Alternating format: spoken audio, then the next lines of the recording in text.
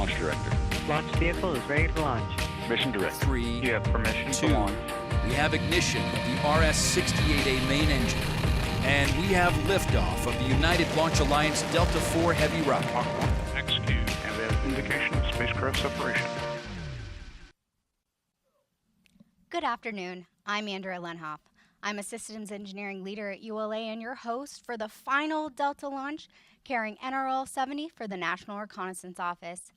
I'm here at Cape Canaveral Space Force Station in Florida, where liftoff is currently scheduled for 12:53 p.m. Eastern.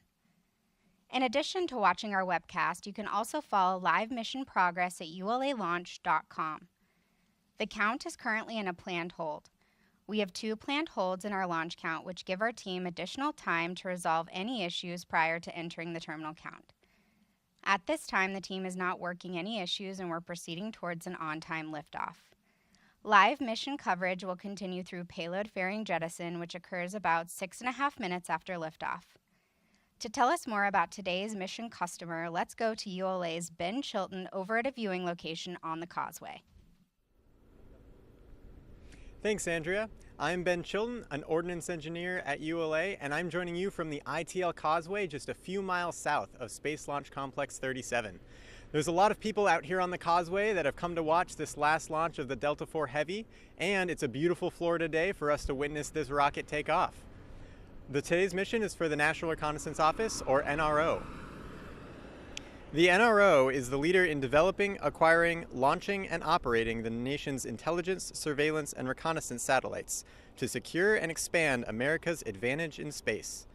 The NROL-70 mission will strengthen the NRO's ability to provide a wide range of timely intelligence information to national decision makers, warfighters, and intelligence analysts to protect the nation's vital interests and support humanitarian efforts worldwide. Back to you, Andrea. This is the 16th and final flight of the Delta IV Heavy rocket and ULA's 160th launch. Here's more about this heavy lift rocket. Designed by ULA's engineering team and built by our skilled technicians, the Delta IV Heavy rocket, once fully stacked, stands 235 feet and weighs 1.6 million pounds fully fueled. At the base of the rocket is the triple booster first stage, powered by 3 RS-68A engines, which together produce more than 2 million pounds of thrust at liftoff. Atop the center booster is the Delta Cryogenic Second Stage, or DCSS, powered by an RL-10B2 engine. Spacecraft are encapsulated inside a 5-meter diameter metallic tri-sector payload fairing. With production of the final Delta complete, the rocket travels from ULA's factory in Alabama to the launch site in Cape Canaveral on ULA's rocket ship.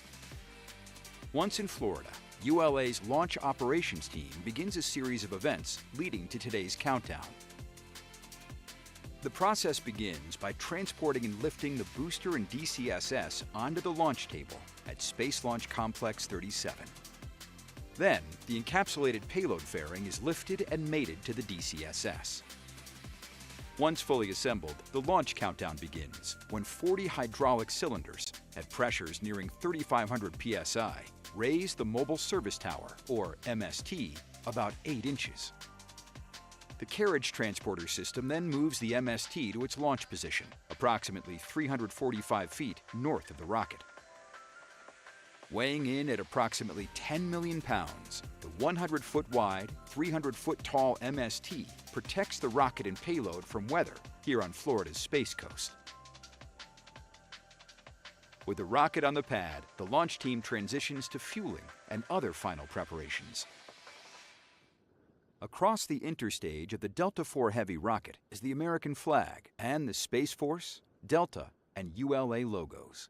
Note the number 389 inside the Delta logo, signifying this launch's place in Delta history. Additionally, on the fixed umbilical tower, we see mission artwork. Provided by the NRO, the art features a snow leopard, representing the NRO's quiet strength and providing an advantage to community, the nation, and its allies.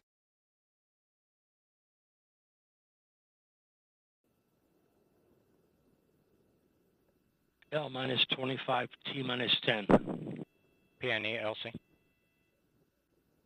Go ahead. Proceed with final pneumatic preps. Roger.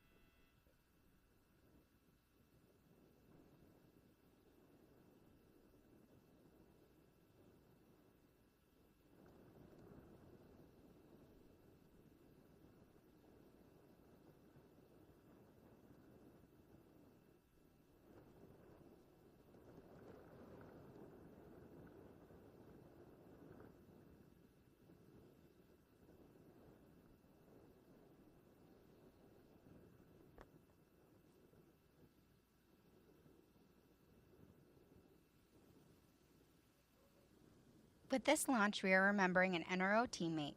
Here is Mission Director Colonel Eric Zaribaninski. This is the MD. This afternoon's NROL-70 launch is dedicated to the memory of Colonel Edward Chip Zakrzewski. Chip dedicated his career to the advancement of space launch and to the success of NRO missions. He was a fierce advocate and leader for the Office of Space Launch and in the broader space launch community. Chip was the OSL director for the first Delta IV Heavy launch, so it is only fitting that the last Delta IV Heavy launch is dedicated to him. To our leader, mentor, and friend, Godspeed, Chip. MD out.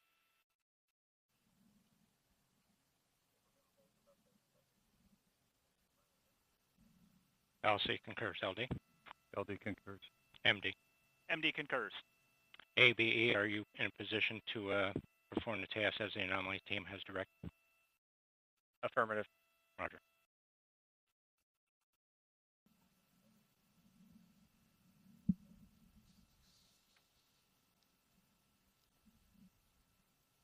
T-minus 8 minutes. ALC, configure CCTV for launch monitoring. Today's flight is also dedicated in Roger. memory of CME, colleagues who are no configure longer with us. CCTV for video Let's recording. remember our teammates. Roger. Today's flight is dedicated to Doug Thompson, Mark Cox, Brent Bonar, and George Lucian. After working as a pipe fitter for high purity systems, Doug Thompson joined Boeing's internal upper stage program, later transitioning to the Delta program. Doug supported many Delta rockets and facilities during his career, including Delta vehicles launching from the Cape's Slick 17 and Slick 37 and Vandenberg's Slick 6, in addition to solid rocket booster and payload facilities and the machine shop. In his personal time, Doug and family traveled throughout Florida and Georgia, enjoying his passion for motorsports, including drag racing the '63 Corvette he built himself. He will be missed. As a U.S. Army veteran, Mark Cox began his aerospace career in 1984 at McDonnell Douglas, then Boeing, and eventually ULA. Following his transfer from ULA's Pueblo site to the Decatur, Alabama factory, Mark was instrumental in establishing the metrology lab there and in standardizing measurement and test equipment calibration across all ULA sites. He was respected by his peers throughout the industry and developed many personal relationships over the years, always resilient and positive. Mark encouraged his teammates to face adversity while continuing to care for others. He will be greatly missed. Godspeed, Sergeant Cox. Brent Bonar joined Aerojet Rocketdyne as a space propulsion mechanic in 2006 and contributed to the safe delivery of nearly every RL-10 engine through his last mission, NROL-68, in 2023. A loving husband, Brent was also a tireless volunteer, deeply committed to helping others, including 3 trips to the Bahamas in 2019 to support residents following Hurricane Dorian. This effort led Mark to logging more than 600 volunteer hours and being recognized as Aerojet Rocketdyne's 2019 Volunteer of the Year. Brent was kind and generous and a role model to many people. He will be missed. George Lucian began his career in 1960 as an electrical systems engineer with the General Dynamics Corporation, following his time at the University of Nebraska, where he earned a bachelor's degree in mathematics. In 1964, after working at the General Electric Company on the Apollo program, George began a new chapter at the Goddard Space Flight Center, followed by a move to the Kennedy Space Center. During his NASA career, George was an engineer, branch chief, division chief, and assistant launch manager, all in support of NASA's Expendable Launch Vehicle Services program. His career spanned 60 years and more than 400 launches. George was an invaluable team member, a mentor to many, and a true friend to all. T-minus 5 minutes.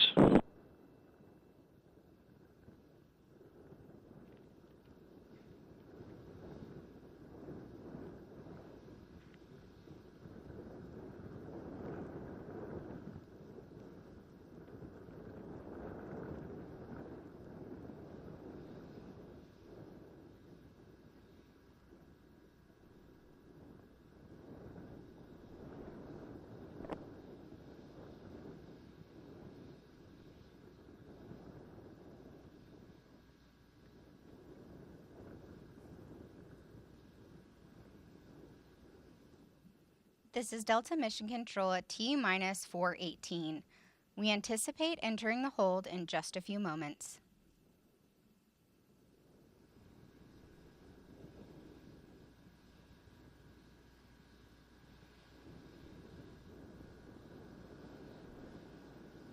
T-minus 4 minutes and holding. This is a 15-minute built-in hold. LC switch to not ready position.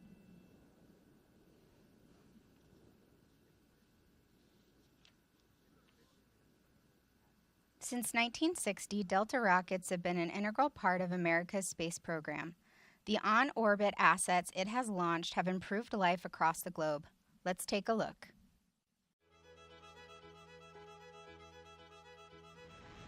Following more than 60 years lifting historic missions to space and becoming a pillar in American rocketry, the Delta program is coming to a close with its final launch. Here's a look back at some of the groundbreaking firsts and iconic missions launched on Delta rockets. Delta quickly established its record of excellence in the 1960s, launching ECHO, the world's first communication satellite, Tyros, the first space-based weather observatory, and NASA's Pioneer and Explorer scientific spacecraft. The introduction of the Delta II rocket on Valentine's Day 1989 ushered in the GPS era and a capability that improves life on Earth every day, from navigation to banking, agriculture, and beyond. The beloved Delta II earned its place in history with 155 flights, with 8 of those missions to Mars for NASA, including the Spirit and Opportunity rovers. The Delta program's commitment to vehicle improvement to meet customer needs culminated in the Delta IV family of launch vehicles with a wide range of increased capabilities. Delivering missions for the Space Force, National Reconnaissance Office, NASA, and commercial clients, every Delta IV launch has been successful. As America's trusted heavy lifter, the triple-barreled Delta IV Heavy launched the first Orion spacecraft on an uncrewed shakedown cruise and sent the Parker Solar Probe to surf the atmosphere of the Sun. The 16th and final flight of the Delta IV Heavy rocket carries NROL-70, capping off the incredible legacy of this program.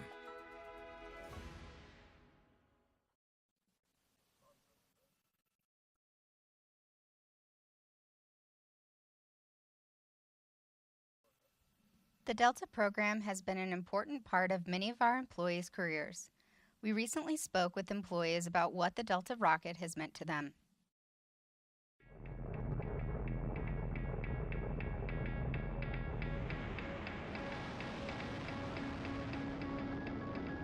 We started this program with the tremendous task of continuing the Delta mission success tradition. It has been the heavy lift workhorse, supporting the missions that no other vehicle could, and have made a tremendous difference for this nation. The assets that we launch with Delta are crucial to our warfighter and have really allowed us to sustain our capability not only in space, but also just on the ground and keeping the entire world in a better place. That ability to impact the nation in what we can do, our technologies, as well as our reach into space. It's just an honor. There's no other way to say it. Look at what we as part of the team have done to improve life on Earth. All things to be extremely proud of. The first launch, you kind of kept your fingers crossed and your toes crossed. We all stood out in the main part of the factory here and watched it, and it's just something that you do and say whatever makes you comfortable for that very first launch. Watching the Delta IV Heavy right outside the door of the Delta Operations Center and feeling the vibration and just amazement. I was at the launch site in the dock for the NROL-70 mission, and the experience when that thing lifted off of the acoustics, hitting that facility and literally seeing the windows flexing from the acoustics of that liftoff was something I will never forget. I've been down to the launch site, been on the pad, been on cranes up and down a heavy vehicle, been able to support on console, and been part of the day of launch activities. So I've seen it from a unique perspective. Those memories will always stick out. We took a lot of lessons from Delta. Aluminum skins, machined, brake formed, welded together with friction stir welding. The first time we used that was on the Delta IV program. One lesson learned from Delta IV that will stick for our future launches is our record of mission success and our focus on mission success, making sure that all of our launches accomplished what we wanted and delivered the payload for our customers. The teamwork that we built across all the different suppliers and across the program itself. It's a really complex vehicle, and so being able to bring that whole team together and deliver Delta for that many years has been brought over into the Vulcan program and will continue to live on. Whether it be in the design center, the operations center, the production center, we're all a big team, and those teams work together, and it's magic. Launch conductor is only one little cog in the whole process. This is a team sport, and the team has done nothing but a phenomenal job. Taking pride in your work and treating everything as if it's the most important job you'll ever do is something that I will keep with me for the rest of my career. Well, it's bittersweet, of course. We all thought we could do this a lot longer because we love it so much. It's been a wonderful rocket to work on over these years, and I'm going to miss it. It is the most amazing rocket I could ever imagine, this Delta IV Heavy. I'm just proud to have been a part of this team and was able to better my career by working alongside an amazing team. The legacy of Delta will live on in the Vulcan rocket and in the people that make it a reality and have taken the best of what Delta has accomplished and carry that forward into the future.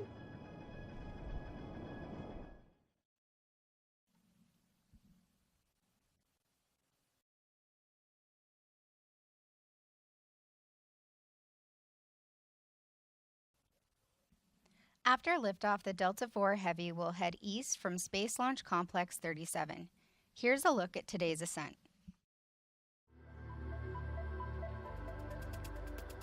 To mitigate the fireball created by the hydrogen-burning Delta IV Heavy rocket, the staggered engine start sequence begins with ignition of the launch table HBOs, burning off the excess hydrogen injected into the flame duct. Next, the starboard Delta IV ROFI lights, igniting its RS-68A engine. Then, the center and port RS-68A engines ignite to generate more than 2.1 million pounds of total thrust to lift the 1.6 million pound triple-core rocket off the pad. Shortly after liftoff, Delta begins a pitchover to attain the proper flight path while minimizing the pressure the vehicle experiences during flight. Delta then reaches Mach 1, the speed of sound, followed by the rocket reaching maximum dynamic pressure as it travels through Earth's atmosphere. With propellant depleted in the port and starboard boosters, the engines shut down and the boosters jettisoned to shed their weight. The remaining booster engine then throttles to full power to maximize performance against gravity losses.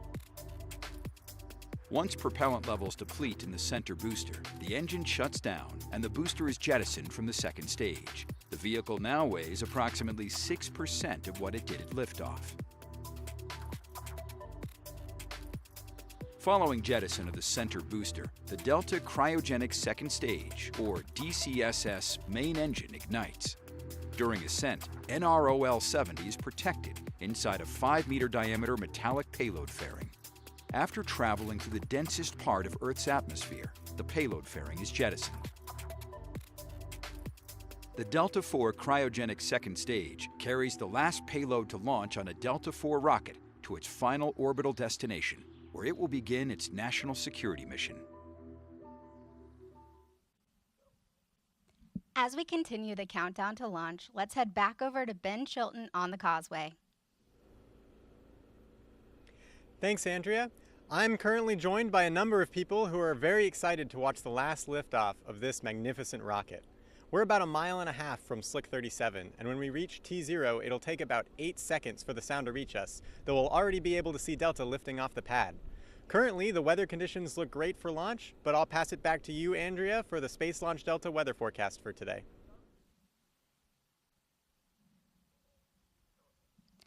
Thanks, Ben. The forecast for this afternoon's launch is looking good. The probability of violating launch constraints is 10%. Ground winds are 14 to 22 knots out of the southeast, and the temperature is 74 degrees Fahrenheit.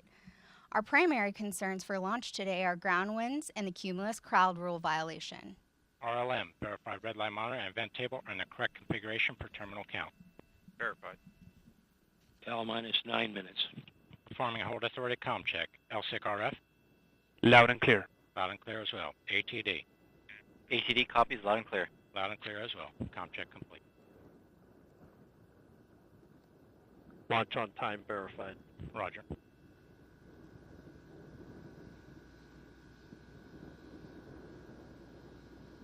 LC switch to ready position. All steps are complete prior to the status check.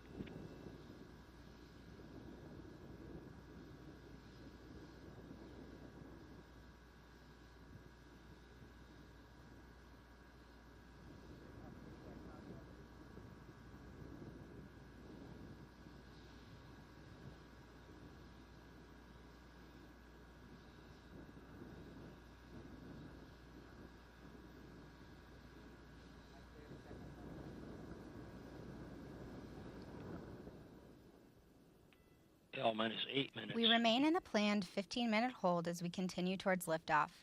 In a few moments, launch conductor Scott Barney will pull the launch team for the final go to pick up the count. 28 engineers and managers are pulled for system status and readiness to proceed. This is the final status check for all Delta vehicle systems, ground systems, spacecraft, and the U.S. Space Force Eastern Range. The vehicle system readiness pull includes electrical systems, hydraulics, pneumatics, propulsion systems, flight control, and propellants. Let's listen in as Scott Barney performs the final pulling.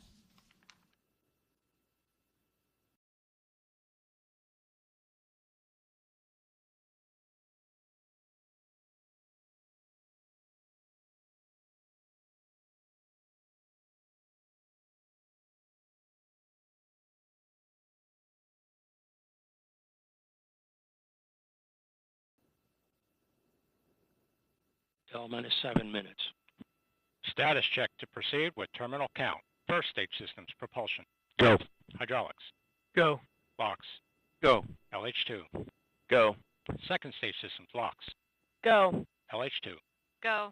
Electrical systems, airborne. Go. Ground. Go. Facility. Go. RFFTS. Go. Flight control. Go. COM. Go. GCQ. Go. Operation support. Go. Pneumatics. Go. Umbilicals. Go. HASGAS. Go. ECS. Go. Red line monitor. Go. Mechanical engineering advisor. Go. Quality. Go. Ops safety manager. Go. ULA safety officer. Go. Vehicle system engineer. Go. Anomaly chief. Go. Range coordinator. Clear to proceed. Launch director. Launch vehicle is ready to launch. Mission director. You have permission to launch. Proceeding with the count. L minus 6. ALC verified T0 is set for 16:53 Zulu. Verified.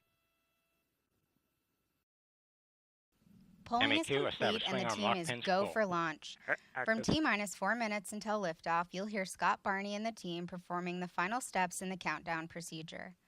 Several critical activities occur in the final minutes before launch, including verifying fuel tank levels and pressures in the 3 boosters and DCSS, in addition to arming the flight termination system. At T-minus 1 minute, the Range Operations Commander confirms the range is in a green condition for launch. At T-minus 15 seconds, the launch table HBOs at the base of the rocket are ignited to burn off excess hydrogen. At T-minus 7 seconds, the starboard engine is ignited. At T-minus 5 seconds, the port and center engines are ignited. Once the Delta IV Heavy lifts off, you'll hear flight commentator Rob Gannon providing launch vehicle ascent data. TD, verify SV configured for launch. TD on net 1, SV configured for launch. Roger. TD out. Swing arm lock pins pulled. Roger. All steps are complete prior to terminal count.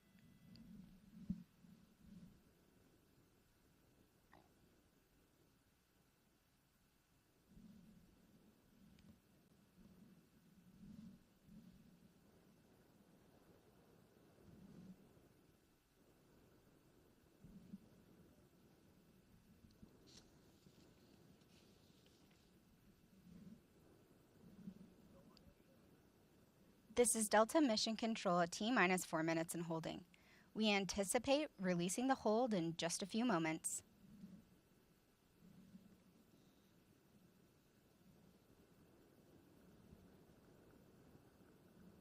T-minus 4 minutes and counting. Minus 355. Ground pyros enabled. 350. The countdown clock is resumed and we are go for launch at 12:53 p.m. Eastern. With liftoff approaching, we're raising the volume on our launch team so you can hear the final preps taking place. Minus 332.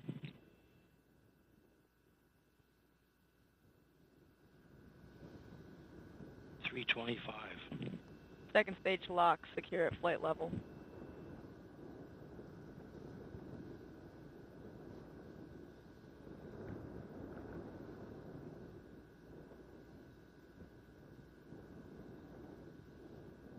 Minus 307.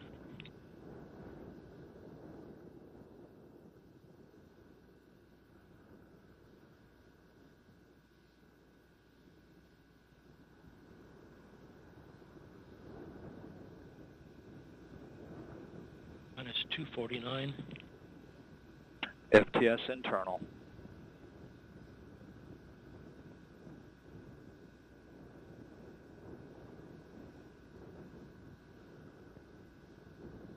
CBC locks at flight pressure and flight level.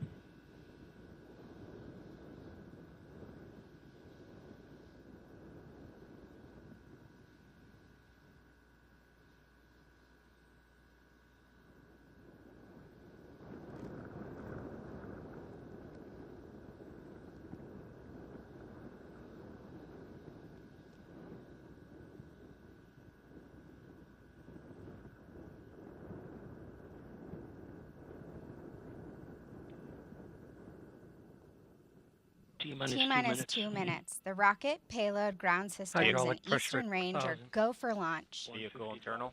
Launch sequencer start. If you just joined us, I'm Andrea Lenhoff. CBC I'm your LH2 host at for the flight final pressure and Delta flight level. launch today. Liftoff is currently scheduled for 12:53 p.m. Eastern. FCS launch enabled.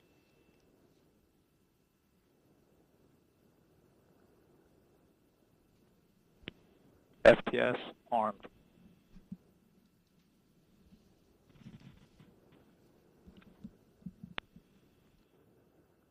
Minus 120. OCUs armed. FCS count started.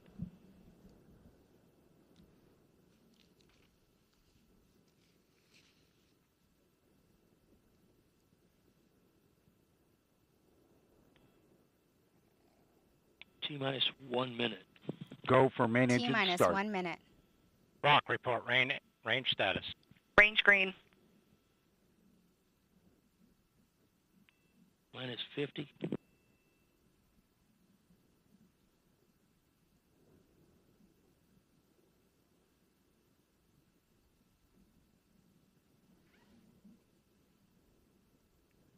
Second stage LH2 secure at flight level.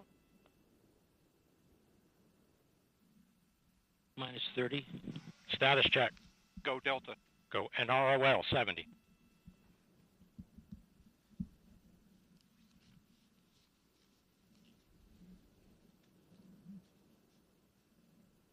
Minus 15. Rofi ignition. 10. T-minus Mr. Start. 10, 8, 9, 8, 7, 6, 5. We have ignition. 2, 1. Liftoff. And liftoff of the final United Launch Alliance Delta IV Heavy rocket, carrying NROL-70 for the National Reconnaissance Office and closing Delta's 6-decade legacy of excellence in space.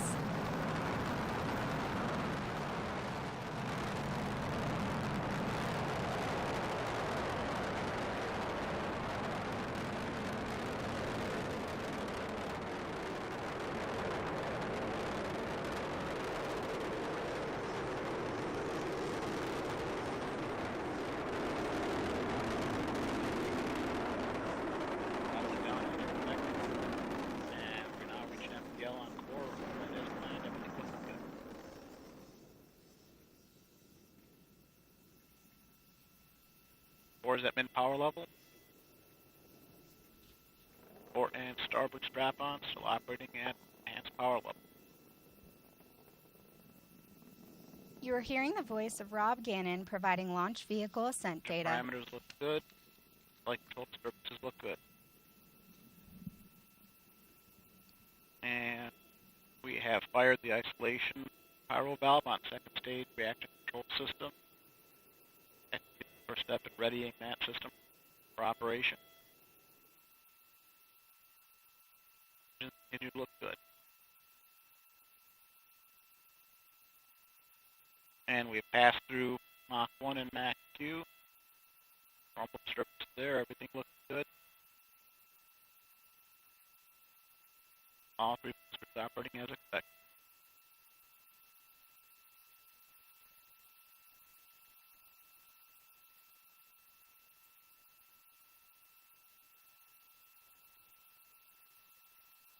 All three boosters operating as expected. Everything looks good. And we fired the pyro valve, pressurizing the reaction control system on the second stage.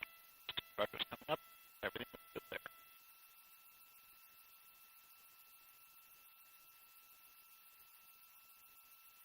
What we're looking for is going to closed loop guidance. Up at 3 or 4 seconds. And we've started closed loop guidance. Vehicle maneuvering as expected. All three engines continue to look good.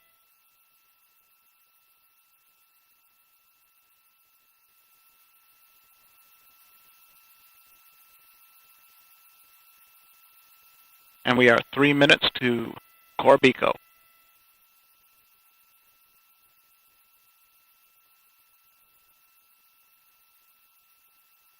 And the vehicle is now 1/2 its liftoff weight.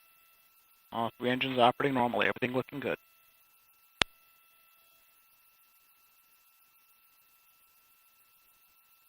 And the vehicle's now 29 nautical miles in altitude. 64 miles downrange, traveling at 5,300 miles per hour. Everything continues to look good. And we've just passed through the Kármán line, reaching 100 kilometers in altitude.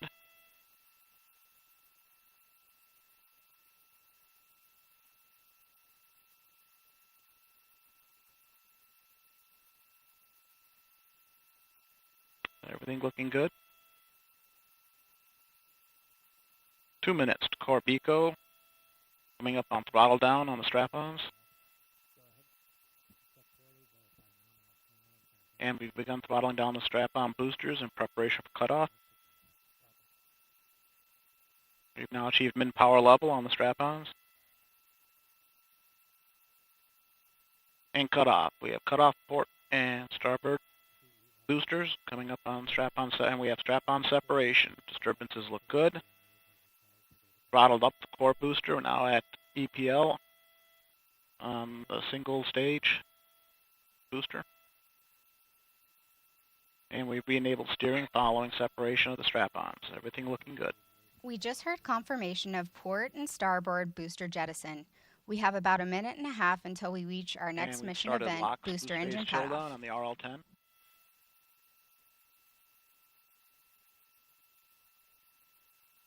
One minute to Corbico. Housing temps respond as expected on the RL-10, and we've started LH2 boost phase chill down. Housing temps responding as expected. Flight control disturbances are small, and the core RS-68 continues to operate as expected.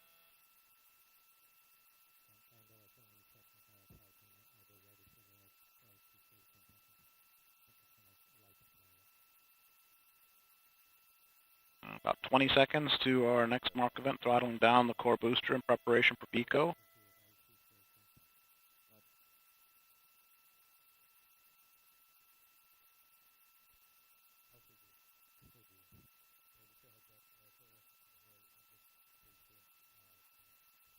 And core booster is throttling down, coming up on booster engine cutoff.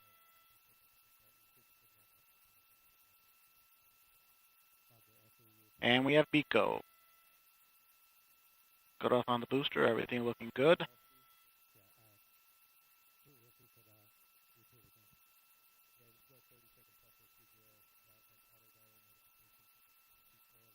And state separation occurred right as expected. NEDs have deployed. And we have pre-start, start, and full thrust. RL-10 is up and running normally. Everything looking good. Enabled steering of the second stage. Second stage operating normally. Coming up on bearing separation.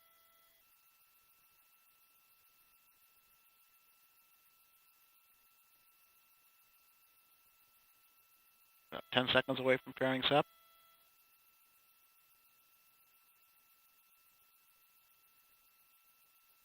5 seconds to pairing sep, and we have pairing separation. Disturbances look good.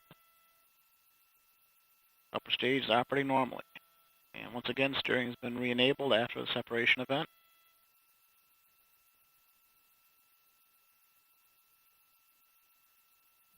This is Delta Mission Control at T plus 6 minutes and 55 seconds.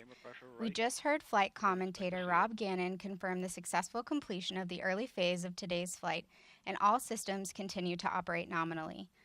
While the mission has just begun, we did just see liftoff of the last Delta rocket.